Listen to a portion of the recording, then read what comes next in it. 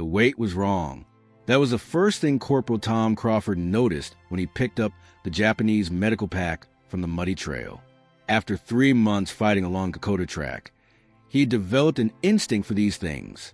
Medical kits had a certain heft: bandages, morphine ampoules, antiseptic bottles, surgical instruments. This one felt like it contained almost nothing. August 17, 1942.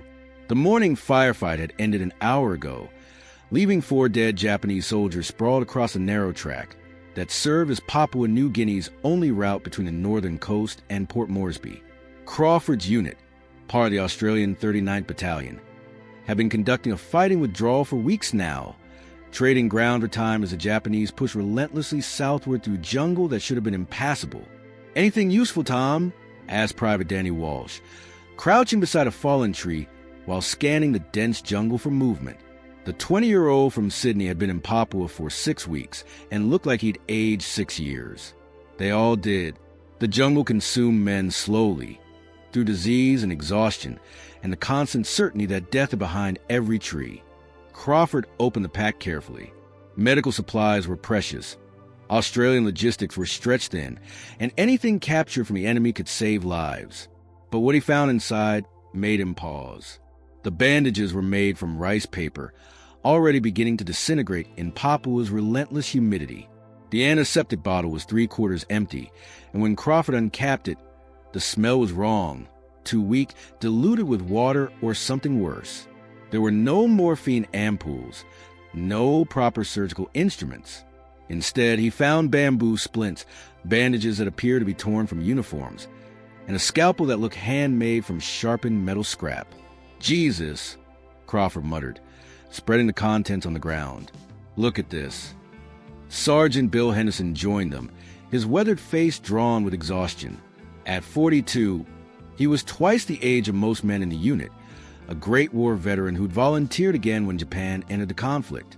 He'd picked up one of the rice paper bandages, testing its strength. It tore like tissue. "This is what they're working with," Henderson said quietly. "No wonder their wounded die so fast." Crawford had seen plenty of Japanese casualties during the campaign. The ones who survived initial wounds rarely lasted long. Infection set in rapidly in the jungle environment, and without proper medical treatment, even minor injuries became fatal. He'd attributed it to the chaos of battle, the difficulty of evacuation through impossible terrain. Now, he understood it was something else entirely. "Check the rations," Henderson ordered. Private Walsh was already examining a Japanese soldier's pack. He pulled out what should have been several days' worth of food. Instead, he found a small bag of rice, maybe 2 handfuls, and nothing else. No canned goods, no preserved meat, no emergency rations. Just rice and not much of it. This is supposed to feed a man for how long? Walsh asked, his voice incredulous. Crawford moved to check the other bodies, professional detachment overriding the discomfort of searching dead men. Each Japanese soldier carried similar supplies: minimal rice, improvised equipment, and personal items that spoke of desperate scarcity. One had boots repaired with strips of rubber tire. Another's uniform was patched so extensively it looked more like a quilt than military issue. "They're starving," Crawford said, the realization hitting him like a physical blow. The Japanese are starving, and they're still attacking us. It redefined everything they'd experienced over the past weeks. The Japanese tactics that had seemed fanatical, men charging machine gun positions, refusing to retreat even when tactically sensible, fighting to the death rather than withdrawing, suddenly looked different through this lens. Not superhuman determination, but desperation born from having no other choice. Henderson sat heavily on a fallen log, processing this intelligence. Their supply lines must be completely broken. Port Moresby is, 100 kilometers from where they landed? Through this jungle, with no roads, constant rain, and us harassing them the entire way? Crawford nodded slowly. The Kokoda track was barely a walking path in good conditions. During the wet season, which lasted most of the year, it became a sucking quagmire of mud that could swallow a man to his waist. Every ounce of supplies had to be carried by hand over mountains, through rivers, across terrain where a kilometer could take hours to traverse. The Japanese had been pushing through for over a month, fighting constantly, with supply lines that stretched impossibly thin behind them. "We need to show this to the captain," Crawford said, gathering the medical supplies back into the pack. "This changes how we think about them." As they prepared to move out, Crawford took one last look at the Japanese soldiers lying in the mud. Young men like Walsh, professional soldiers like Henderson, but soldiers whose own command had sent them into an impossible situation with inadequate supplies and no sustainable logistics. The realization didn't make them less dangerous. If anything, it made them more frightening. Desperate men fought with ferocity that well-supplied soldiers couldn't match. The jungle pressing around them, dense and green and hostile. Somewhere ahead, more Japanese units were advancing despite their starvation, despite their inadequate medical supplies, despite the mathematical certainty that their offensive couldn't be sustained. They were fighting anyway, dying anyway, because orders demanded it. Crawford shouldered the captured medical pack alongside his own properly stocked kit. The weight difference was stark, maybe 2 kilograms versus 8. Yet men carrying those lighter, inadequate packs had been pushing his unit backward for weeks, winning ground through sheer refusal to acknowledge their own impossibility. "Move out," Henderson ordered quietly. The patrol formed up, heading south along the track toward their defensive positions. Behind them, the jungle was already reclaiming the site of the morning's violence, vines and insects beginning their work of erasure. Crawford's mind wouldn't let go of what he'd discovered. The Japanese medical kit had revealed more than just supply problems. It had revealed an enemy fighting beyond the limits of what any military manual said was possible, and that made them more dangerous than any well-supplied army could ever be. Captain James Mitchell studied the captured Japanese medical kit with the focused intensity of a man trying to solve a puzzle that might keep his soldiers alive. Crawford watched him examine each item: the deteriorating rice paper bandages, the diluted antiseptic, the improvised instruments, laying them out on the map table inside the command tent at Isurava. "How many enemy bodies did you search?" Mitchell asked without looking up. "4, sir," Crawford replied. All had similar supplies: minimal rations, improvised equipment. One soldier's canteen was cracked and repaired with tree sap. Mitchell was 34, a schoolteacher from Melbourne who'd earned his commission through competence rather than connections. He kept the 39th Battalion functioning through 3 months of hell, fighting a withdrawal against an enemy that should have collapsed from their own logistics failures weeks ago. "Sergeant Henderson, your assessment?" Henderson stepped forward, his boots leaving mud prints on the tent floor. Everything in Papua was mud. It worked into clothes, equipment, wounds. "Sir, if their supplies are this bad across the board, they can't sustain their offensive much longer. They're running on willpower and orders, nothing else." "That's what worries me," Mitchell said quietly. He pulled out intelligence report from Port Moresby, dated 3 days prior. Command estimates the Japanese have between 5,000 and 8,000 men pushing along the track. If even half of them are as undersupplied as these 4 soldiers, we're not fighting a conventional army anymore. We're fighting men who know they're already dead. Crawford felt the temperature in the tent drop despite the oppressive jungle heat. He understood what the captain meant. Soldiers with hope of survival fought to preserve themselves. Soldiers without that hope fought without restraint, without tactical caution, without the fundamental self-preservation that governed normal combat. "There's something else," Mitchell continued, picking up the bamboo scalpel. "This level of improvisation requires intelligence and adaptability. They're not just blindly following orders. They're problem-solving in real time, making do with whatever they can find. That's not the behavior of a broken army. That's the behavior of a motivated one that happens to be starving." Private Walsh entered the tent, saluting quickly. "Sir, patrol reports movement 2 kilometers north. Sounds like at least a company, possibly more. They're not trying to hide. We can hear them coming." Mitchell checked his watch. 2 in the afternoon. The Japanese typically attacked at dawn or dusk, using limited visibility to offset Australian defensive advantages. A midday advance suggested either desperation or confidence. Given what Crawford had discovered about their supply situation, probably both. "Get the men to positions," Mitchell ordered. "Crawford, I want you at the aid station." If we take prisoners, and I know that's unlikely, I want you to examine them, document their physical condition, their equipment, everything. We need to understand what we're really facing. The aid station was a tarp stretched between trees, offering minimal protection from the constant rain. Crawford's actual medical supplies were professional and adequate: morphine, proper bandages, antiseptic, surgical tools. The contrast with the Japanese kit he'd captured that morning was stark. Yet the Japanese had been winning ground for weeks despite the disparity. The attack began with mortar fire, shells dropping into the Australian perimeter with the distinctive crump of Japanese ordnance. Crawford worked methodically, preparing for the inevitable wounded. Around him, rifle fire erupted as Japanese infantry emerged from the jungle, advancing with a discipline that had characterized their offensive since it began. The first Australian casualties arrived within minutes.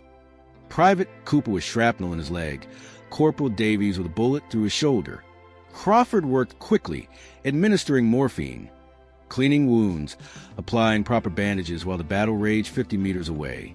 This was his war, not the shooting, but the aftermath, trying to save men faster than the jungle and the enemy could kill them.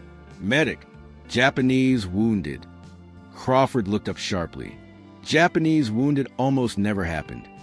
They either died in place or used grenades on themselves rather than risk capture. But Sergeant Henderson was dragging an unconscious Japanese soldier toward the aid station, the enemy's uniform soaked with blood from a stomach wound. "He's alive," Henderson said unnecessarily. "Barely. Thought you'd want to see." Crawford's medical oath overrode any other consideration. Enemy or not, wounded was wounded.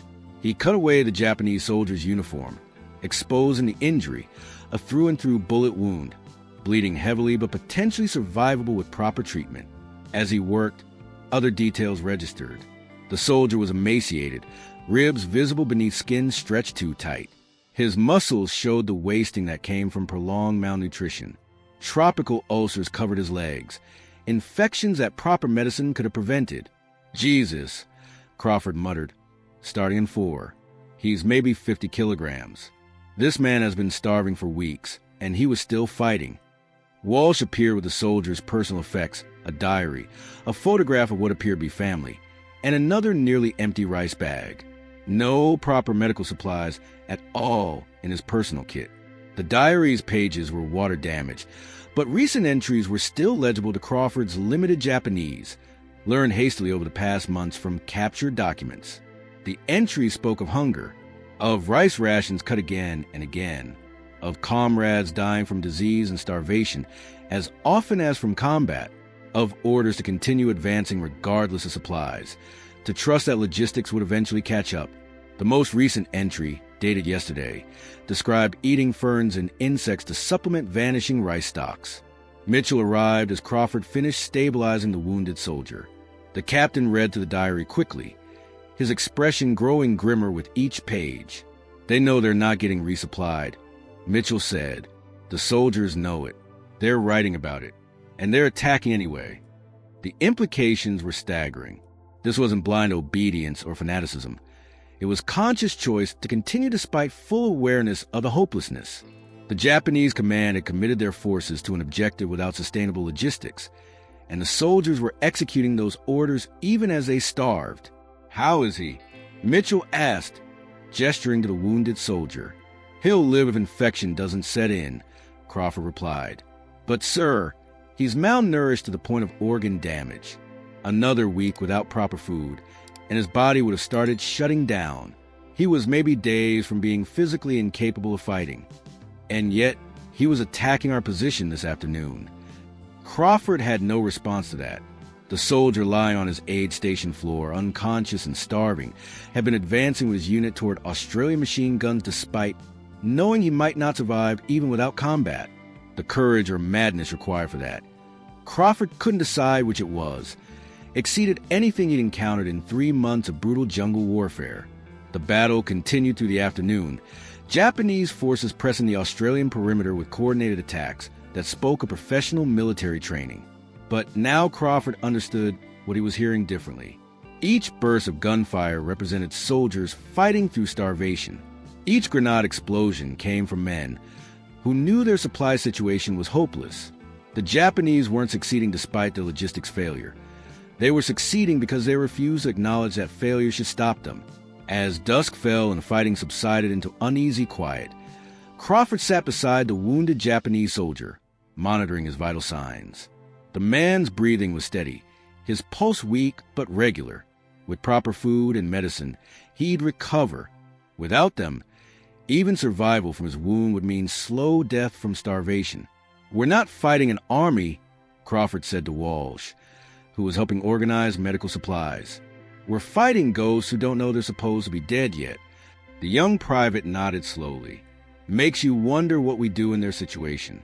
If we were the ones starving, cut off from supply, ordered to keep attacking, would we?" Crawford didn't answer. He didn't have an answer. The Japanese medical kit had revealed an enemy fighting beyond rational limits, sustained by something more than logistics or reasonable military planning. Whether that made them more or less human, he couldn't decide. In the jungle darkness, soldiers on both sides settled into exhausted watchfulness, waiting for dawn and continuation of a campaign that mathematics said should have already ended. The Japanese soldier woke at dawn, his eyes opening with a controlled awareness of a trained fighter despite his weakened state. Crawford was beside him immediately, hands visible and non-threatening, speaking the few Japanese phrases he'd learned for exactly this situation. "You are safe. You are wounded. I am medical." The soldier's eyes darted around the aid station, processing his surroundings with obvious confusion. Captured Japanese soldiers were rare enough that Crawford had no established protocol beyond basic medical ethics. Keep them alive, treat their wounds, and try to extract whatever intelligence might save Australian lives. "Water," Crawford offered, holding up a canteen.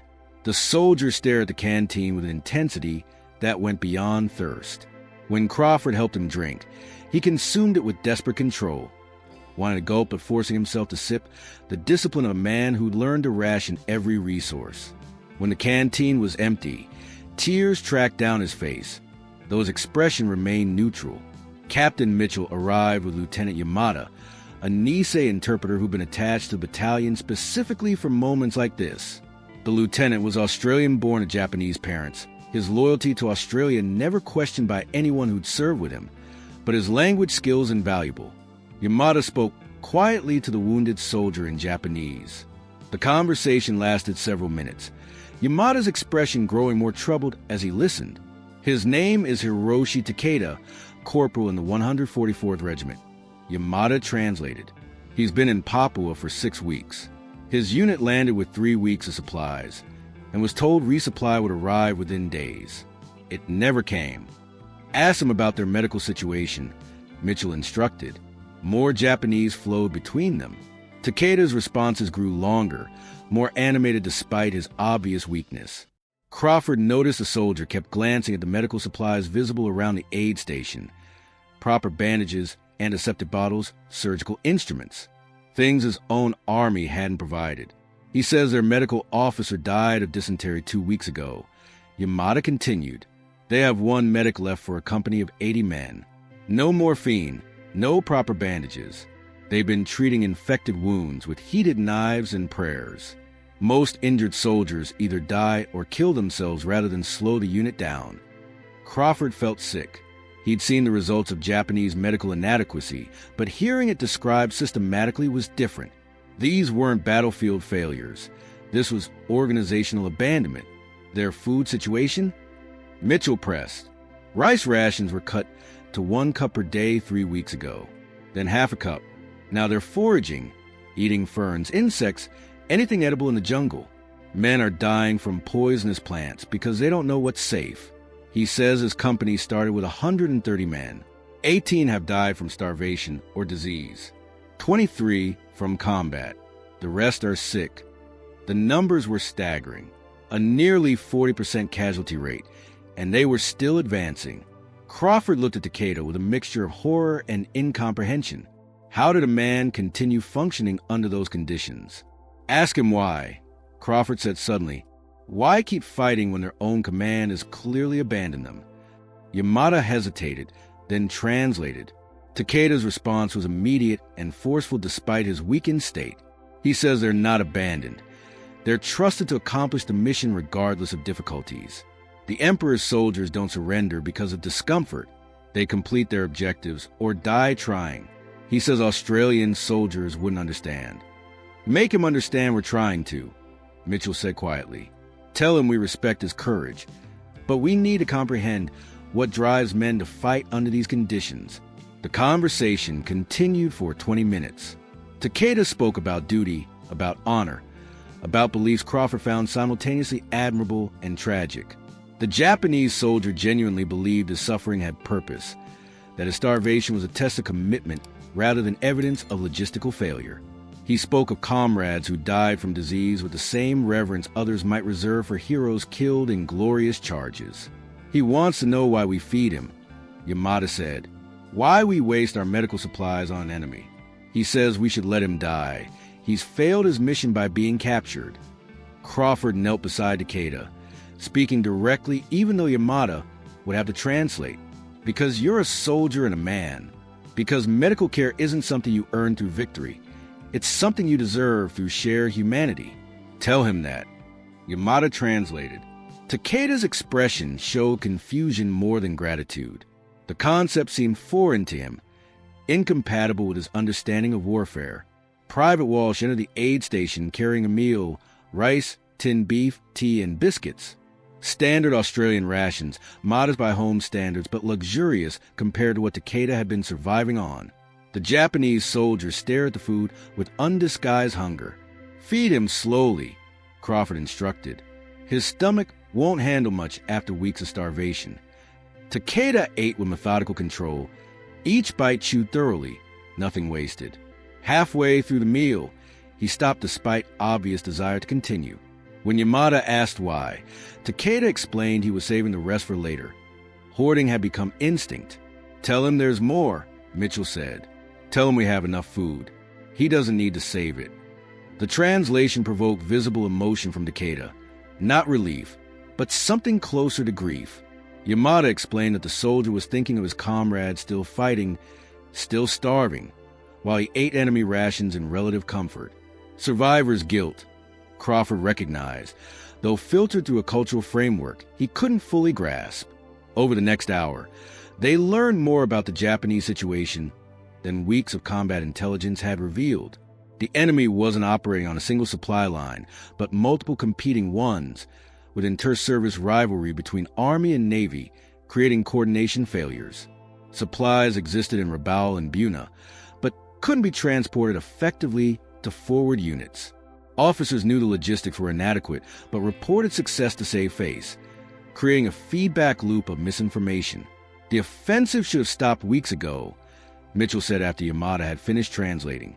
By any rational military assessment, they should have withdrawn to defensible positions and waited for a proper supply establishment. He says they were ordered to take Port Moresby, Yamada replied. Orders don't change because they become difficult. Crawford checked Takeda's vital signs again. The soldier was stabilizing. Proper food and medicine working their predictable magic. In a few days, he'd be strong enough to move to a prisoner of war facility. He'd survived this war, probably, while his comrades continued starving their way toward an objective they couldn't possibly hold even if they reached it. Ask him if he thinks they'll succeed, Crawford said. Taking Port Moresby with no supplies, no medical support, men dying from starvation. Does he believe it's possible? Takeda's response was immediate and certain. He says it doesn't matter if it's possible. Yamada translated. It matters that they try until they can't try anymore. Success or failure is less important than perfect effort. That's what separates soldiers from civilians. Mitchell and Crawford exchanged glances. They were fighting an enemy for whom rational assessment of probability was subordinate to abstract concepts of duty and honor. The Japanese weren't failing to understand the logistics were inadequate. They understood perfectly and had decided those logistics were irrelevant compared to their obligations. As morning progressed and the aid station filled with routine cases, malaria, dysentery, infected wounds from the omnipresent jungle, Crawford kept returning to Takeda. The Japanese soldier rested quietly, eating small amounts when offered, never complaining despite obvious pain from his wound. A model patient by any standard, except he'd have preferred to die rather than receive the care keeping him alive. Sergeant Henderson stopped by during his rounds, studying Takeda with professional interest. Heard he's been talking.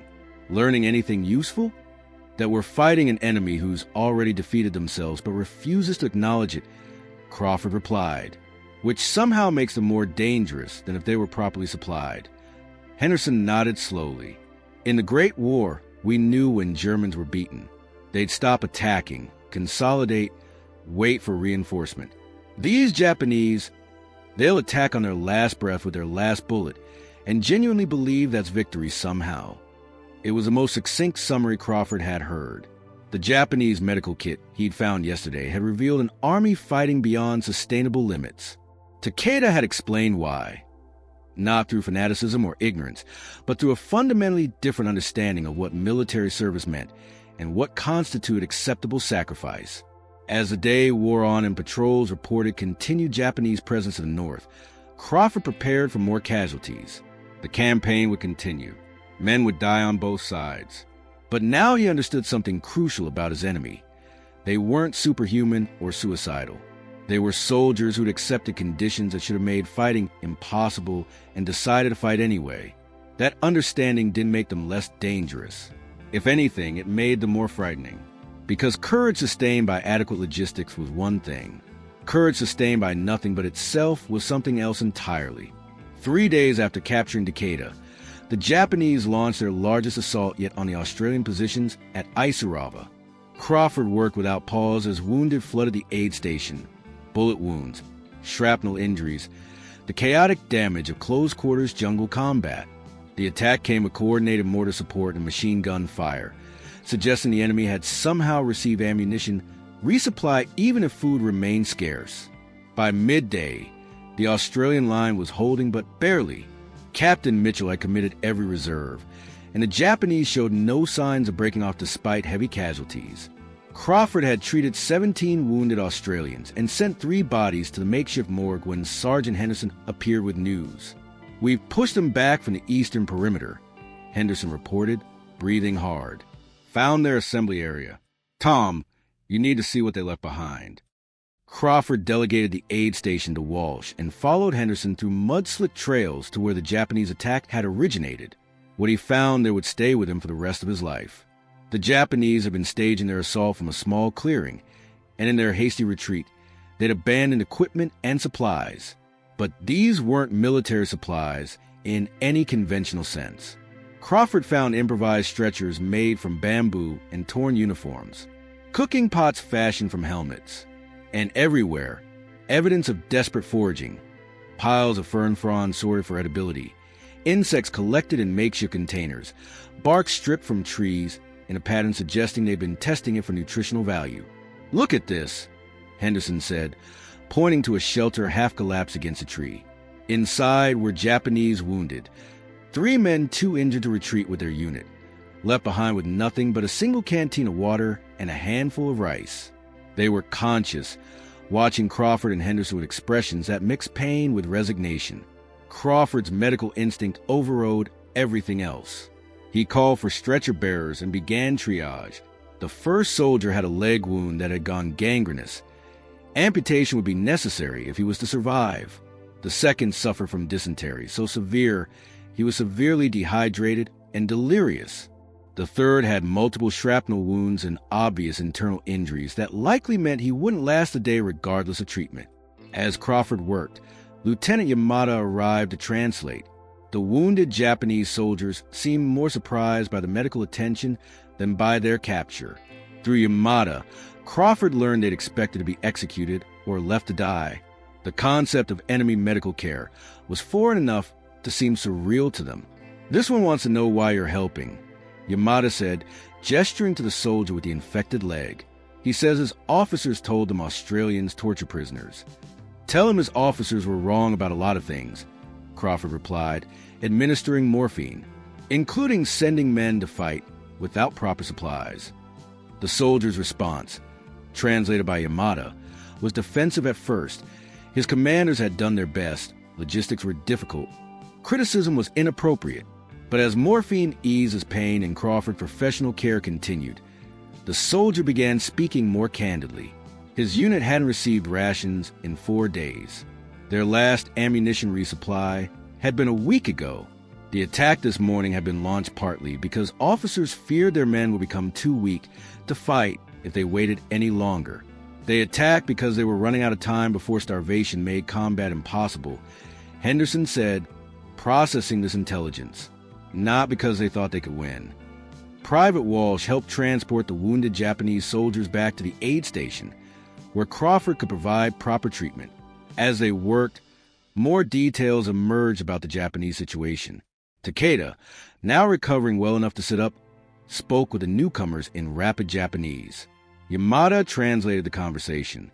They're from different companies but same regiment. All report similar conditions. No food resupply in days, minimal ammunition, medical supplies non-existent. Officers are dying from disease same as enlisted men. The regimental commander apparently has malaria but refuses treatment because they have no quinine to spare. Crawford operated on the soldier with the gangrenous leg, amputating below the knee to save his life.